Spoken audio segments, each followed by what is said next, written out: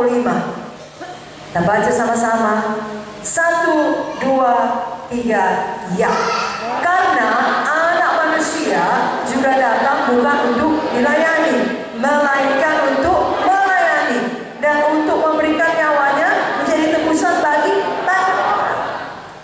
Inilah di hati hamba. Jadi datang untuk melayani, bukan untuk dilayani, dan untuk memberi nyawanya bagi tebusan banyak orang. Saya dan saudara biar suka memberi, suka berkorban. Memang enak dikasih hadiah. Semua kita senang kalau dapat hadiah. Amin. Tapi sebenarnya menurut Alkitab lebih bahagia kalau kita yang memberi. Kisah 20 ayat 35 jelas mengatakan adalah lebih berbahagia memberi daripada menerima. Jadi mari kita hidup terus melayani. Dan sekali lagi apapun yang terjadi, saudara tetap maju melayani. Itulah dia hati hamba, hati yang taat kepada Tuannya. Siapakah Tuhan kita? Tuhan Yesus, Bapa di sorga. Haleluya. Kalaupun ada saat-saat di mana rasanya sangat berat, saudaraku, untuk taat terus melayani, tetaplah pilih taat. Semua kita tahu, kalau seseorang mau naik tingkat, khususnya dari SD ke SMP, SMP ke SMU, apalagi masuk universitas, apalagi tamat jadi sarjana, harus melalui tes. Makin tinggi tingkatannya makin berat. Seberat-beratnya ujian SD, lebih berat ujian SMP. Seberat-beratnya ujian SMU, lebih berat meja hijau. Saudara mengerti? Demikian saudara, semakin saudara bertumbuh di dalam Tuhan, kerap kali ketaatan saudara harus bayar dengan lebih berat. Tetapi teruslah bayar, artinya saudara terus naik tingkat.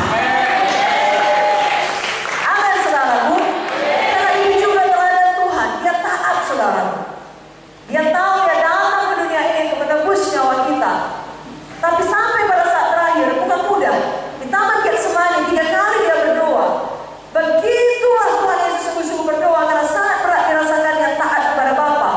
Doanya adalah bukan kehendakku jadi Bapa, tapi kehendakmu lah yang jadi. Alkitab mengatakan peluknya menjadi darah. Ada ilmu kedokteran yang mengatakan kalau seseorang sangat stres berat, keringatnya bisa menjadi darah. Tapi Tuhan Yesus menang, dia tetap taat, dia pergi ke salib. Bila saya dan saudara tetap taat, kita tahu kita ditentukan untuk melayani Tuhan sampai akhir hidup.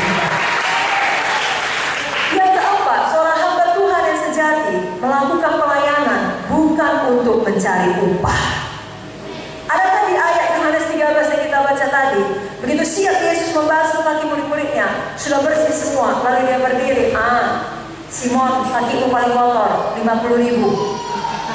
Andreas, kalau nggak begitu kotor, diskon 25.000. Kalau tahu segini, gak ada di charge-nya saudara. Bahkan dia tidak berkata, bilang apa? Terima kasih dong. Mana amennya? Kerap kali setan mau membuat kita nggak lagi melayani dengan cara hati kita down, kecewa. Kita merasa nggak ada orang yang peduli pelayanan kita, nggak ada orang yang menghargai pelayanan kita, nggak ada orang yang menepuk punggung kita dan mengatakan terima kasih dan seterusnya dan seterusnya. Jangan dengar tipu daya setan. Upah saudara adalah upah yang kekal. Saudara melayani Tuhan karena Tuhan telah terlebih dahulu melayani saudara, menyelamatkan saudara. Jangan cari pengakuan manusia, jangan cari upah manusia. Saudara terus saja melayani karena hati saudara betul-betul rela melayani karena kasih saudara kepada Tuhan. Saya bacakan Lukas 17 ayat yang ke-7 sampai 10. Sebab di antara kamu yang mempunyai seorang hamba yang membaca atau mengembalakan ternak baginya akan berkata kepada hamba itu setelah ia pulang dari ladang, mari segera makan. Bukankah sebaliknya ia akan berkata kepada hamba itu, sediakanlah makananku, ikatlah pinggangmu, dan layanilah aku sampai selesai aku makan dan minum. Dan sesudah itu engkau boleh makan dan minum. Adakah ia berterima kasih kepada hamba itu karena hamba itu telah melakukan apa yang ditugaskan kepadanya? Demikian jugalah kamu. Apabila kamu telah melakukan segala sesuatu yang ditugaskan kepadamu, hendaklah kamu berkata, kami adalah hamba-hamba yang tidak berguna. Kami hanya melakukan apa yang harus kami lakukan. Dan tahukah saudara,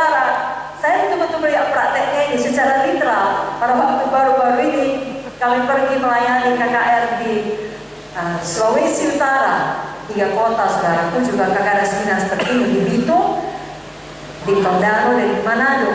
Lalu hamba Tuhan yang selalu menyupiri kami adalah Gembala Sidang Bitung.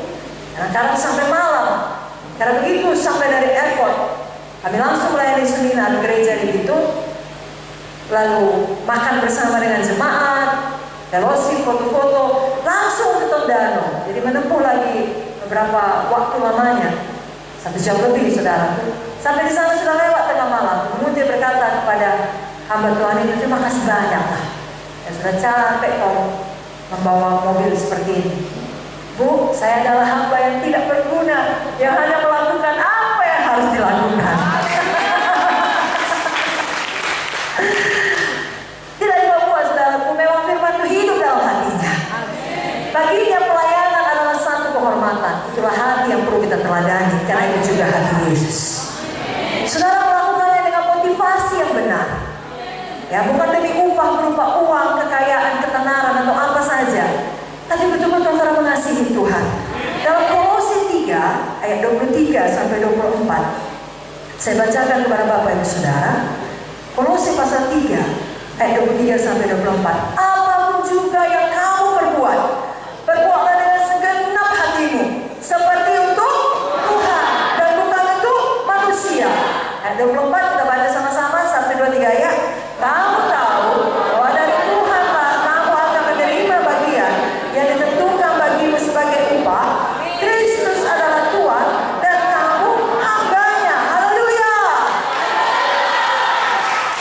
Tahu saudara, kalau ayat ini kita hidupin jadi rema bagi kita, apapun pekerjaan yang kita buat, kita bisa senang. Nyuci piring pun senang. Kenapa? Kita buat untuk Tuhan. Sehingga kalaupun ada anggota keluarga kita tidak menghargai kita selalu mencuci piring, barusan siap kita cuci, dia makan, dan dicucinya piringnya, kita gak marah, kita lagi yang cuci. Kita tahu kita bukan untuk Tuhan. Kita tahu dari Tuhan